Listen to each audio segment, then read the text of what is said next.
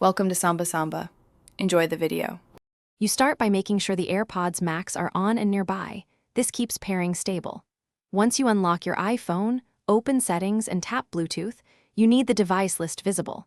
Look for your AirPods Max under My Devices. Press the small eye icon to access details.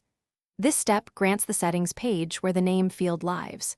Make sure Bluetooth is active and the headphones show as connected or nearby. Because the name field only appears when the device is, you now tap the name area in the device details to open the keyboard. This is where you type the new label. Choose a clear, short name so it displays properly across devices. Avoid emojis or odd symbols that can cause sync issues. Once you type the new name, tap Done, then navigate back so Settings commits the change. The new label writes to the AirPods Max right away, which keeps your Bluetooth list tidy and makes identifying them on other Apple devices much faster. You finish by verifying the new name appears in Bluetooth and on any other Apple devices linked to the same account. This confirms full sync. If the name didn't update, toggle Bluetooth off and on or restart the AirPods Max. This often forces the change to propagate.